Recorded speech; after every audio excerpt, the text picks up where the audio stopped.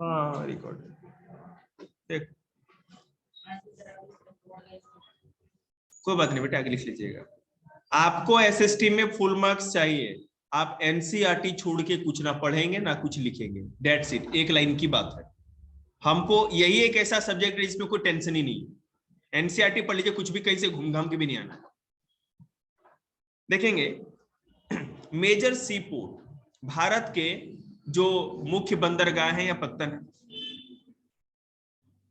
अगर आप गुजरात आपके दिमाग में होगा मैप में, तो गुजरात से लेकर के आप चलो महाराष्ट्र, गोवा, कर्नाटक, केरला, तमिलनाडु, आंध्र प्रदेश, उड़ीसा, वेस्ट बंगाल।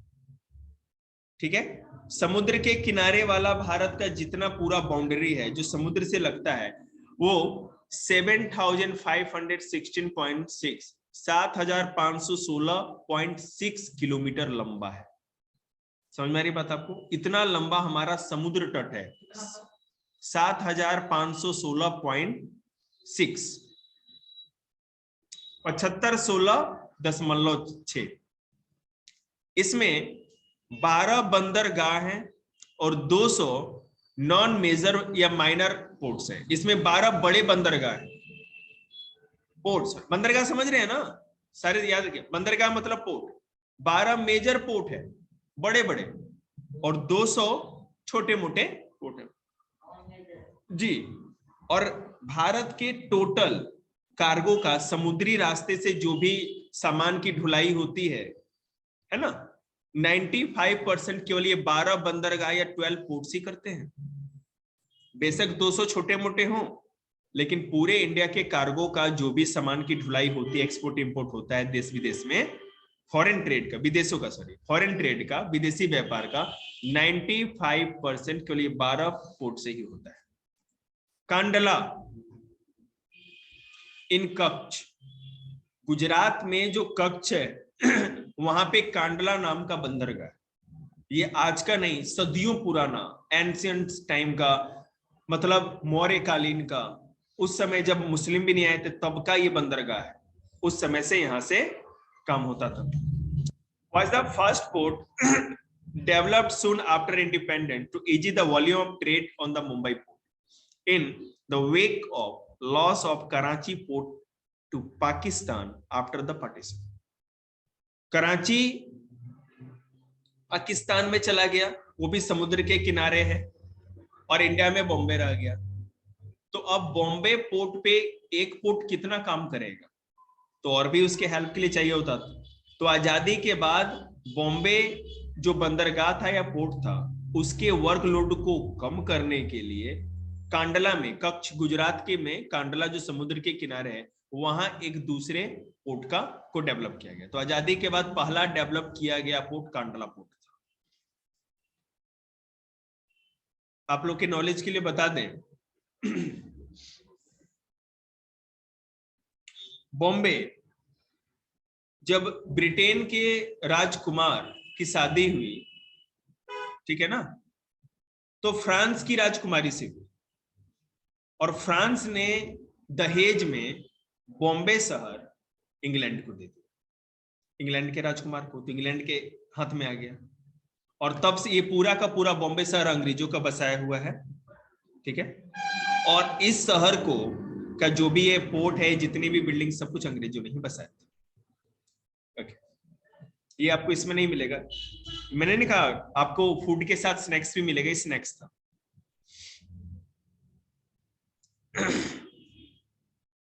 ठीक है, कांडला पोर्ट को अब दीनदयाल उपाध्याय या दीनदयाल पोर्ट के नाम से भी जाना जाता है। अब कांडला पोर्ट का नया नाम क्या है? दीनदयाल पोर्ट। दीनदयाल उपाध्याय एक आरएसएस के बहुत बड़े नेता थे, वो बताएंगे, बताने तो दो, तो बता देते हैं, सुन लो। इज अ टाइडल पोर्ट, बढ़िया। टाइड के बारे में, ज्वार भाटा के बारे में जानते हैं आप लोग? समुद्र की लहरें कुछ टाइम पर उसकी लहरें ऊंची हो जाती, टाइड्स, ठीक है। तो ये टाइडल पोर्ट है। यहां पर क्या होता है, जब हाई टाइड होता है तो उधर से जहाज यहां पर आ जाते हैं, लहर उधर से लहरें फेंक देती है। मैंने फेंक क्या देती है, मतलब समझ गया ना? और जैसे ही टाइड लो होता है तो यहाँ से एक डाउनफॉल हो जाता है, तो यहाँ से हो जा सकती है। इसी को टाइडल पोर्ट करते हैं। मतलब टाइड्स के डायरेक्शन के हिसाब से या टाइड्स के बेसिस पे ही ये पोर्ट चलता है। टाइड का डायरेक्शन जिधर होगा जहाज उधर ही जाएगा। अगर पोर्ट की तरफ आ रहा है तो बाहर से आएगा, और अगर लो टाइड है, पोर्ट से दूर लहरें जा रही हैं तो पोर्ट से, हाँ हाँ हाँ ऐसा होता है। नहीं तो तूफानी लहरें होंगी ना, उसके अगेंस्ट में ना हो या कोई जहाज नहीं जा पाता, दिक्कत होती है। और क्या, कहीं नेपाली डूब गया तो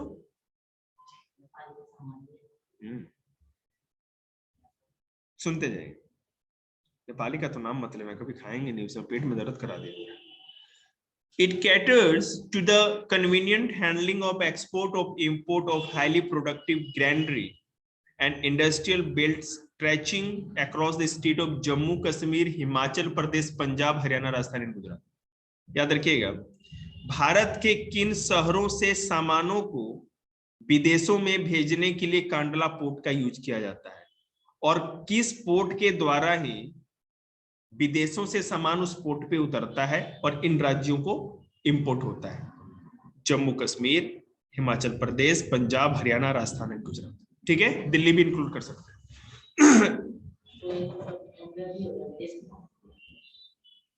What are you talking about, Shiva Mahakal? Kandla port Gujarat में है, ठीक है ना, और कांडला से नजदीक ये इस रीजन में ये राज्य आते हैं और यहाँ पर ये काम करता है। ठीक है,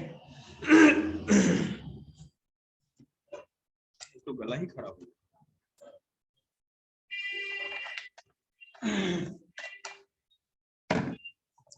Mumbai is the biggest port with a, हाँ एक बात और, मैंने आप लोगों को कल बताया था ना उस दिन, भारत का सबसे बड़ा बंदरगाह या पोर्ट कौन सा है? बॉम्बे। और दुनिया का? क्या बात बोलते, what are you talking about? नहीं मैंने आप लोगों को नहीं बताया, अच्छा चौथी पांचवी क्लास को बता दिया होगा। न्यूयॉर्क, दुनिया का सबसे बड़ा पोर्ट न्यूयॉर्क है। न्यूयॉर्क जानते हैं ना कहाँ है? यूएसए में, बिल्कुल। इस पोर्ट का नाम जवाहरलाल नेहरू पोर्ट भी है। was planned with a view of, the Jawaharlal Nehru port वही है, was planned with a view of decongest the Mumbai port and serve as a hub port for this region. Marmagua Port, Goa is a primary iron ore exporting port of the country. This port accounts for about 50% of India's iron ore export. Goa में जो port या बंदरगाह है उसको मार्मा Goa port कहते हैं। ठीक है, भारत का जितना भी आयरन और कच्चा लोहा, लौह अयस्क विदेशों में निर्यात किया जाता है, एक्सपोर्ट किया जाता है, उसका 50% केवल गोवा के इसी बंदरगाह से किया जाता है। याद रखिएगा इस बात को। जी, आयरन की बात हो रही है। This port accounts for about, ये तो हो गया। न्यू मैंगलोर पोर्ट लोकेटेड, मैं अरेबियन सी, अरब सागर से तट से लगे हुए जितने बंदरगाह उसकी बात कर रहा हूं। पहले मैंने कांडला बोला गुजरात में, नीचे आ जाओ बम्बई, उसके नीचे गोवा, अब नीचे कर्नाटका, मैंगलोर की बात कर रहा हूं। शाबाश। New Mangalore port located in Karnataka caters to the export of iron ore concentrated या कुदरेर मुख में, याद आ गया कुदरेर मुख आपको? Kochi is the extreme south west port. Kochi मतलब कि कालीकट, जहां कोची वही शहर है जहां वास्को डिगामा चचा आए थे 1498 में। जी, केरला में ही कोची है। पहले कालीकट कहते थे, उसके बाद कोची कहते थे, अब उसको कोच्चि कहते हैं। पहले कालीकट आए थे, गोवा को 15 मधुमक्खी के छत्ते में हाथ डाला ना, ज्ञान लो। 1510 में अल्बुकर्क नाम का फर्स्ट पोर्तुगीज गवर्नर ने गोवा को कब्जा किया, और तब से वो पूरा गोवा 1960 तक, 1960 तक, आजादी के 13 सालों बाद तक भी पोर्तुगीज के लोगों के कब्जे में रहा। और नहीं माने तब इंडियन आर्मी भेज करके दे मुक्के देला भगाया। समझ में आया? इसको कहते हैं मजा। SST आपको कोई पढ़ा देगा, लेकिन ये फूड के साथ स्नैक्स कोई नहीं दे पाए। कोई नहीं पढ़ाता है SST। Kochi is the extreme southwestern coast located at the entrance of a lagoon with a natural harbor।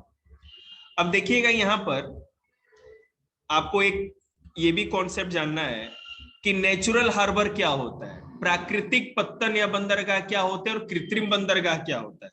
प्राकृतिक मतलब समुद्र का किनारा प्रकृति के द्वारा ही ऐसा बना हुआ है कि वहां पर जाके जहाज लग जाए। अब मैं आपको और भी अच्छी तरह समझाता हूं। समुद्र का किनारा गहरा ज्यादा, गहराई पानी की ज्यादा होगी तभी तो जहाज आके लगेंगे।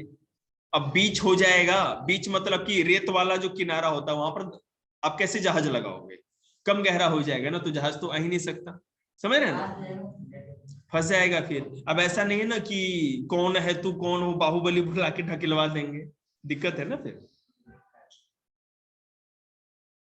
चलिए, तो कोची एक नेचुरल है, ठीक है, एक्सट्रीम साउथ वेस्ट है, और ये लगून है, located at the entrance of a lagoon with a natural harbour. ये नेचुरल हार्बर प्राकृतिक हार्बर है। अब लगून क्या होता है, पता है आप लोग लगून क्या होता है?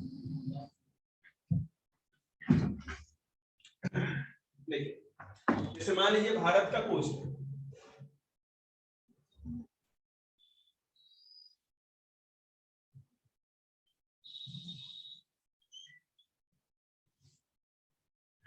ये किया सब हम बैठना चाहते थे, कांडला यहां पर कहीं होगा क्या, मैप में नहीं है क्या? देख रहा हूं,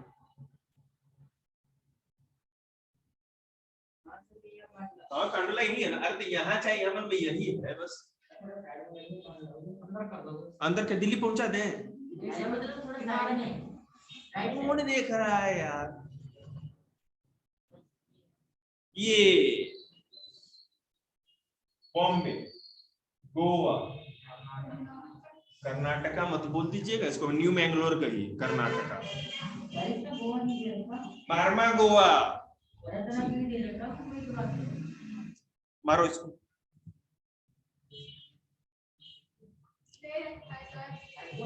अरे बेटा तो वहां नहीं दिया है ना, पणजी क्या है, पणजी, हाँ तो बस वही है, गोवा में ही है ना, गोवा है ये इतना तुच्छा सा। चलिए ठीक है, देख लिया ना लोगों ने। तो मेरे लगून समझा रहे थे, मैंने को क्या समझा रहे थे। लगून क्या होता है कि समुद्र का ऐसा इलाका होता है ना जो इस तरह से होता है, कुछ बना कि ओपनिंग होगी और समुद्र का पानी, लगून मतलब कि एक लेक, झील, समुद्र के किनारे का झील। भारत में सबसे बड़ा लगून चिल्का झील को करते हैं, आपने देखा है ना इस तरह से, जो मैं बनाता हूं मैं,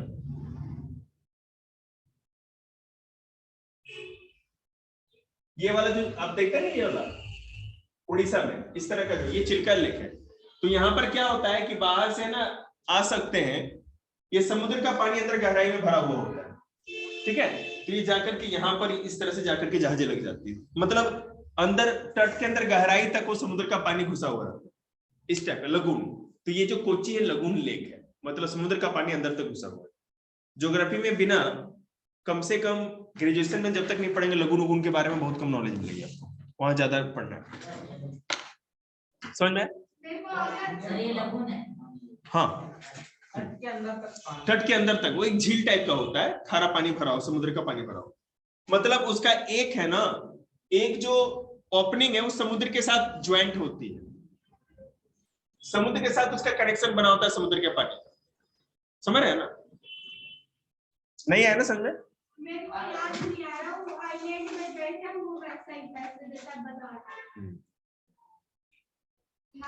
गए थे तो हमको लगेज में ढाल के ले चलते, हम भी घूम लेते, ज्योग्राफी के हम भी प्रशंसक हैं, आप लोग का कट्टा ढो देते हम। चलिए, हम तो भैया 12 ज्योतिर्लिंग बचा हुआ है, 14 ज्योतिर्लिंग भोले बाबा का, वो घूम लिया बस, वही जिंदगी हमारी उतनी सफल हो जाए। 2 घूम लिया 16 में से, वाराणसी में और देवघर में। चलिए, मुंबई समझ गए, कोच्चि समझ गए, अब ईस्ट कोस्ट की तरफ बढ़ते हैं, ईस्ट वाला आप देखते रहना। पहला है तुतीकोरिन इन तमिलनाडु। अपना अपना फोन निकालिए, मैप पे दिखेगा आपको, तुतीकोरिन लिखा होगा तमिलनाडु में। एक तो वो पोर्ट है, this port has a natural harbour and rich hinterland, thus it has a flourishing trade handling of a large variety of cargoes to even our neighboring countries like Sri Lanka, Maldives, etc. and a coastal region of India. Tuticorin जो बंदरगाह है तमिलनाडु में, ये भी natural है। Paper में आ सकता है, ग्रुप पे दे देगा, ये नेचुरल है या आर्टिफिशियल है? आर्टिफिशियल में बताता हूं। समुद्र के किनारे ना दिखा बेटे तुम्हें, बेटे चश्मा दो।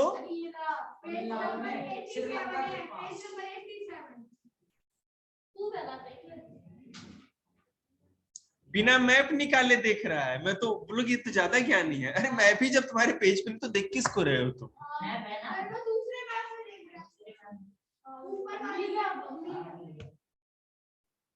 और मैं आप लोग को बता दूं,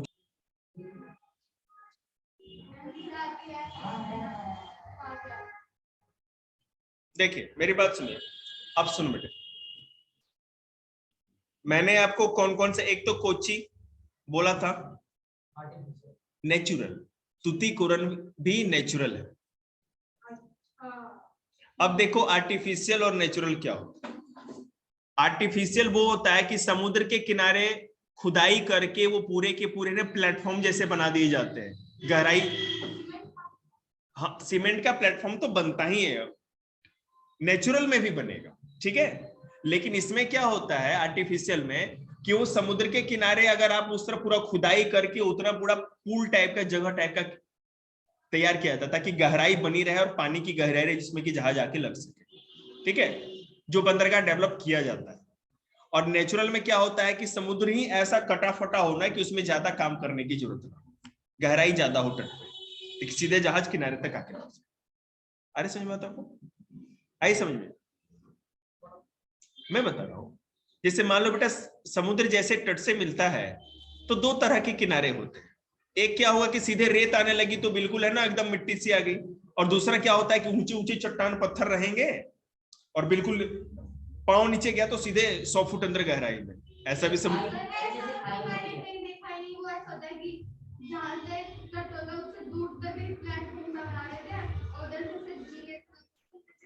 जी जी वैसा ही होता है। चलो कभी बंदरगाह चलते हैं। कहाँ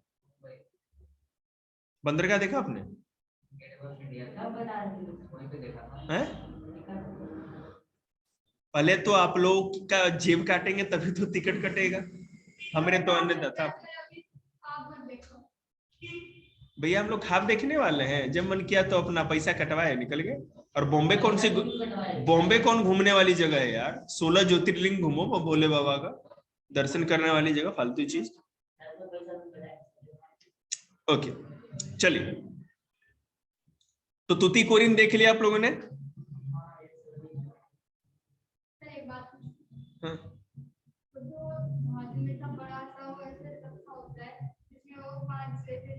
कांटे कांटे से बेटे आप विश्वास नहीं करोगे, मैं हर बार डिस्कवरी देखता हूं और ये सस्पेंस मेरे भी दिमाग में, मैंने गूगल पे कभी देखा नहीं, लेकिन जहां तक मेरा जो लॉजिक कहता है, इट्स नॉट अ फैक्ट, मेरे कंफर्म नहीं हूं, लेकिन जो मेरा लॉजिक कहता है वो बहुत ज्यादा हैवी वेट का होता है, ठीक है ना। हाँ, और जो जंजीर है ना वो लोहे की जो जंजीर होती है, इतनी मोटी जंजीर और भारी होती है, और जब फेंका जाता है ना तो उसमें क्या होता है कि जो मिट्टी पे जहां गिरेगी ना तो उसमें भी धंस जाएगी, तो उसको रोक के रखता है, बस ये मेरे को ऐसा लगता है? नहीं वो तो पुलिस सिस्टम होता है ना, मशीन खुद उसको खींच लेती है, ये ना हाथ से कौन है तू, कौन है तू, बाहुबली नहीं बुला सकते। और दोनों तरफ से फेंकते हैं ना बैलेंस के लिए, दोनों तरफ से फेंक सकते हैं बैलेंस के लिए।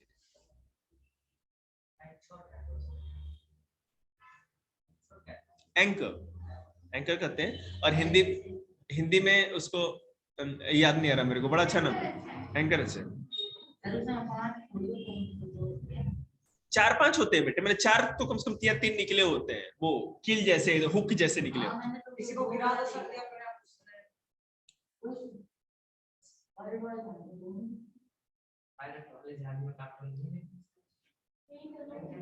तुम लोग कौन से कार्टून का बात कर रहा है? यहाँ जहाज की बात हो रही है।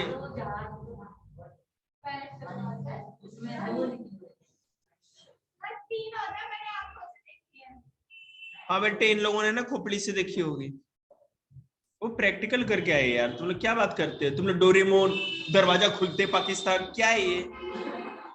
जूम, टिन, सिंचिन, कुछ।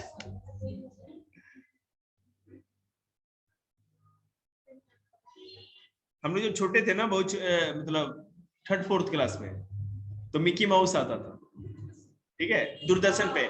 हफ्ते में आधे घंटे के लिए, कल शनिवार को बत्ती जलती रही, लाइट हो गया तो कभी देख लेंगे बेटे। 5 मिनट भी कभी दिख जाए, मौका मिल जाए, ऐसा मतलब लगता था ना कि दुनिया में ही नहीं, हम लोग किसी दूसरे स्वर्ग में चले गए।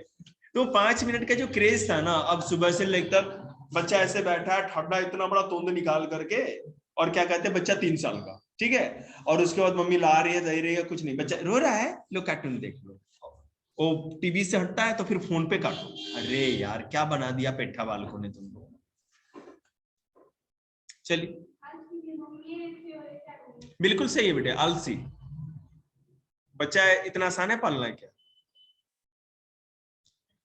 भारत का जो सबसे गहरा पोर्ट है, जहां पानी की गहराई सबसे दिखे, वो है विशाखापत्तनम, ठीक है, आंध्र प्रदेश। मैप पे देखो ना बेटा, वहां विशाखापत्तनम दिखेगा, ठीक है जी।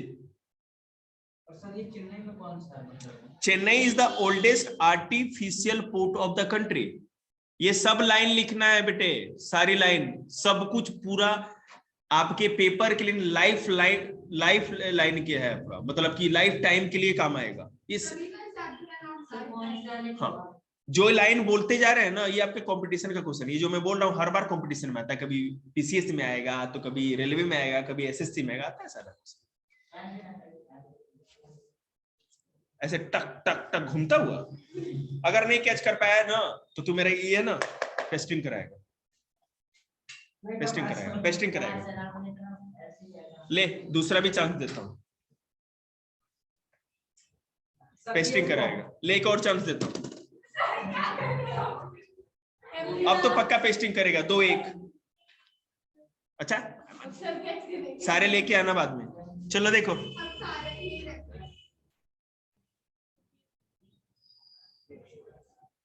चेन्नई भारत का, चेन्नई भारत का सबसे पुराना आर्टिफिशियल पोर्ट है। चेन्नई, बॉम्बे दोनों आर्टिफिशियल, याद रखना, ठीक है।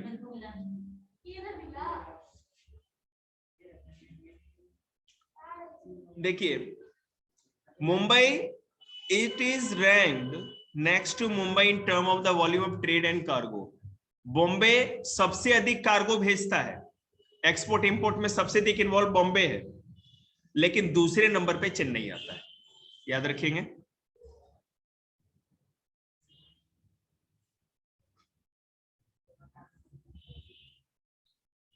Paradip port located in Odisha, Odisha में देखो पारादीप पोर्ट वहां पे है, specialise in the export of iron ore, ये भी कच्चा लोहा विदेशों को भेजने के लिए है। Kolkata is the inland riverine port. अब आया ना मजा। अब पूछेंगे रिवर राइन पोर्ट क्या होता है, इनलैंड क्या होता है। कोलकाता समुद्र के किनारे नहीं है, हुगली नदी के किनारे है, और हुगली नदी समुद्र के बहुत नजदीक है। तो जितने भी जहाज होते हैं हुगली नदी के रास्ते कोलकाता तक जाते हैं, और कोलकाता से सामान लेकर के वहां बंदरगाह है, वो लेकर के फिर समुद्र में निकल जाते हैं। गहरी नहीं रहती। ये जो हुगली नदी है, बाढ़ के कारण हमेशा मिट्टी, गाद, कीचड़ भरता रहता है, ये सबसे बड़ा प्रॉब्लम है इसका। तो या बहुत बड़ा अच्छा बात बोली बेटे, बहुत दिमाग में आ गया मेरे बात। हावड़ा ब्रिज को इसीलिए बीच में पिलर नहीं बनाए गए, सस्पेंशन जी। हाँ, नहीं तो जहाज, बड़े बड़े जहाज निकलेंगे, जब जहाज आना होता है ना, तो हावड़ा ब्रिज खुल जाता है पूरा। हाँ, अब नहीं होता, वो तो ट्रेंड ही बंद हो गया। कितना अच्छा लगता है अब देखने जहाज भी नहीं जाते, नहीं, छोटे मोटे स्टीमर जाते हैं। में। सबसे बड़े बड़े जहाज जाते हैं। पहले जाते। तो बेटे अब प्रॉब्लम क्या हुआ कि बाद में उसमें गाद भरने लगा। आपको पता है बड़े जहाज तभी जा सकते हैं जब नदी की गहराई बहुत ज्यादा हो या समुद्र की जिसकी भी हो। तो अब गाद भरने लगा, कीचड़ मलबा भरने लगा, बार बार सफाई कैसे की जाए नदी की इतनी। तो इसलिए अब उसके सब्स्टिट्यूट के रूप में हल्दिया, वो बिल्कुल समुद्र के किनारे है, ठीक है। पश्चिम बंगाल में हल्दिया बिल्कुल समुद्र के किनारे, वहां पे एक पोर्ट डेवलप किया जा रहा है, या कर दिया गया, सॉरी कर दिया। बेटे नहीं करेंगे तो मुक्का खाएंगे। एयरवेज, इसमें कुछ भी नहीं करना है, जहां कुछ ना पहुंचे वहां हेलीकॉप्टर पहुंचे, हो गया।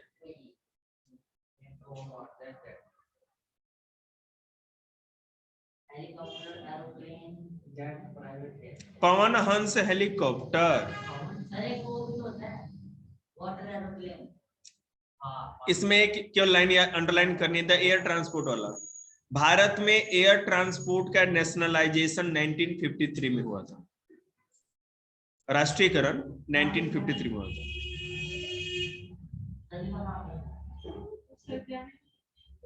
86 नंबर पेज जो है ना हमारा, उसके राइट साइड में सबसे ऊपर वाले से नीचे वाले सेकंड पैराग्राफ का फर्स्ट लाइन।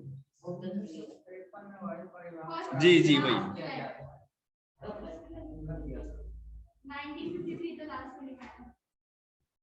कम्युनिकेशन आपको पता ही, पढ़ाने की जरूरत नहीं। बस ये एयर वाले में ही करेगा। क्या तो बता दूं, रुकिए, क्या करिए? नेशनलाइजेशन। राष्ट्रीयकरण बेटा, मतलब कि सरकार ने उसको अपने अंडर में ले लिया। वो एक भी एयरलाइंस तो है नहीं सर उनका। अब तो सब खत्म हो गया। अरे किसका मतलब डेवलपमेंट, क्या नेशनलाइजेशन? नेशनलाइज मतलब राष्ट्रीयकरण, देश ने, सरकार ने अपने अंडर में। नेशनलाइज का मतलब क्या होता है, उसके शेयर्स है ना, कोई भी कंपनी सरकार अपने अंडर में पता है कैसे करती है, उसके 100% किसी भी कंपनी के शेयर होते हैं। सरकार जैसे ही 51% शेयर किसी की खरीद लेगी तो सरकार की, इसी को नेशनलाइजेशन कहते हैं। नहीं, 51% जिसके पास शेयर हो और जिनके पास थोड़े थोड़े शेयर है वो शेयर होल्डर हो जाएंगे, केवल मालिक ही होगी। फिर मालिक कौन? जिसके पास 51% शेयर है। सबसे ज्यादा जी, आपको क्या लगता है ये अंबानी का, मुकेश अंबानी का पूरा ये जियो ये सब कुछ है क्या? अरे उसके पास सबसे अधिक शेयर है, ऐसे बहुत लोग हैं जो शेयर होल्डर है। सर जी वो है ना वॉरेन बफेट, उसने भी तो कर रखा है। शेयर बेचते हैं। जय महाकाल प्रभु।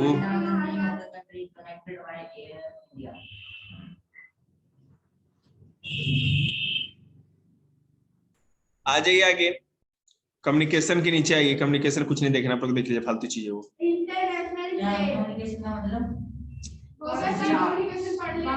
नहीं पढ़ा रहे कम्युनिकेशन, हम पागल थोड़ी हैं। संचार, अरे फोन, टेलीफोन, पर्चा, भारत माता की जय, मोदी जी जिंदाबाद, बस ये सब। और क्या communication? Digital India, do you know वाले में डिजिटल इंडिया, ये पूरा पढ़ लीजिएगा, आ जाएगा, ये पेपर में आएगा, इंपॉर्टेंट है।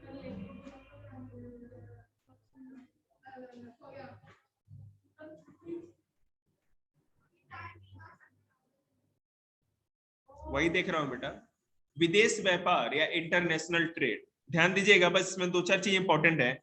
बस यही देखना है कि किस देश के साथ हमारा फॉरेन ट्रेड सबसे अधिक होता है, दूसरा किस चीज का सबसे अधिक एक्सपोर्ट करते हैं और किस चीज का सबसे अधिक इंपोर्ट करते हैं। 3 टर्म याद करना है। देखिए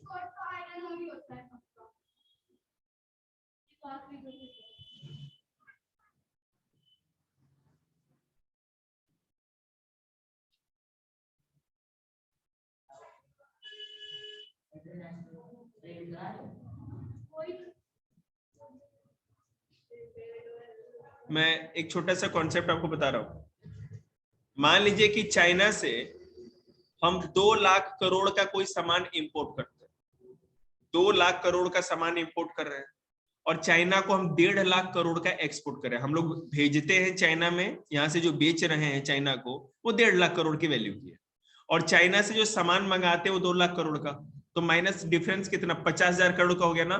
तो इस 50,000 करोड़ को ही ट्रेड डेफिसिट किया जाता है। तो एक्सपोर्ट और इंपोर्ट की वैल्यू को माइनस करेंगे, तो अगर आपका एक्सपोर्ट इंपोर्ट से ज्यादा है तब तो आपको सरप्लस, अधिशेष, मतलब कि फायदे में हो, ज्यादा सामान दुनिया को बेच रहे हो तो आपको ज्यादा पैसा आ रहा है।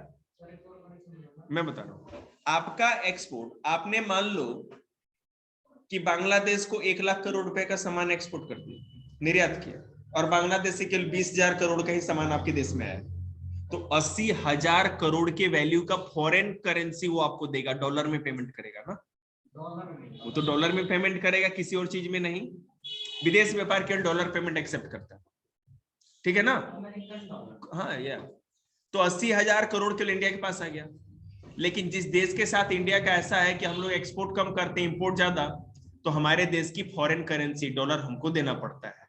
चाइना से 2 लाख करोड़ का सामान लिए, मतलब 2 लाख डॉलर हम चाइना को देंगे, और अगर 1.5 लाख करोड़ का हम सामान एक्सपोर्ट कर रहे हैं उसको और 2 लाख का मंगा रहे हैं, तो हम जब 1.5 लाख करोड़ की वैल्यू की सामान देंगे तो हमें तो 1.5 लाख करोड़ ही की करेंसी मिली ना, 1.5 लाख करोड़ का ही करोड़ डॉलर ही मिला हमें, और हमको देना कितना पड़ा 2 लाख करोड़ डॉलर। समझ रहे हैं ना। अरे मैंने तुमसे 2 लाख रुपए का कोई सामान लिया, पैसा किसको दूंगा मैं किसको दूंगा, आपको देंगे ना, तो मुझे 2 लाख का देना है।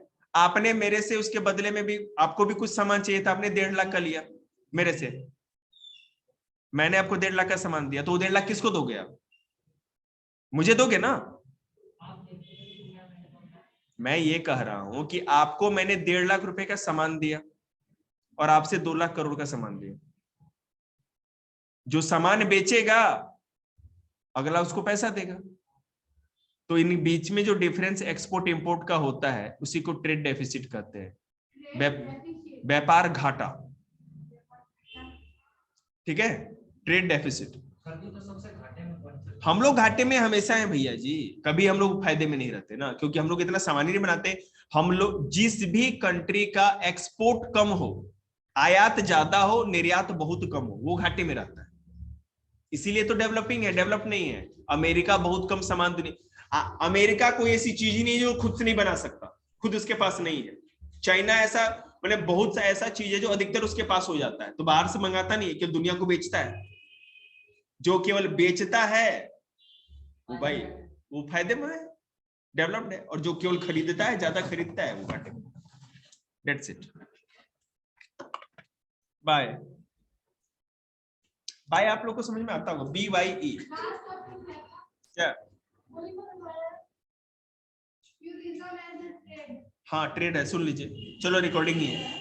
टूरिज्म इस तरह ट्रेड माना जाता है क्योंकि कोई भी टूरिस्ट आता है तो आपको कोई भी खर्चा उस पर नहीं करना, आपको ना तो उसको लड्डू पेड़े समोसे कुछ नहीं देने, आपको आयरन ओर तो नहीं देना है ना। कोई ताजमहल देखने आया है तो यहीं के लोगों को बिजनेस देके जाएगा, यहाँ होटल में रहेगा, वहां पैसा, उसके बाद टिकट कटाएगा उसका पैसा, झालमुड़ी खाएगा तो रेडी वाले को पैसा, रिटेन नेपाली से चाउमीन खाए तो उसको पैसा, वो पैसा इंडिया में ही रहता है। इसलिए नहीं, वो यहाँ पे स्वैप कर लेता है ना, डॉलर को इंडियन करेंसी में स्वैप कर लेता है। अगर वो इंडिया में आता है, मेरी बात सुनिए, तो यहाँ पे जो टूरिस्ट जो गाइड होते हैं, जो भी वहाँ होता है, वहां पे कर सकता है, बैंक में कहीं भी कर सकता है, दुकानों पे भी हो जाता है, ठीक है। हाँ हाँ, अब टुंडे की दुकान पे आप थोड़ी $100 के छुट्टे ले लोगे यार दोस्तों। और ये कंझावला कौन सा भाई लाल किला है जो यहाँ आएगा कोई टूरिस्ट, क्या बात बोलते।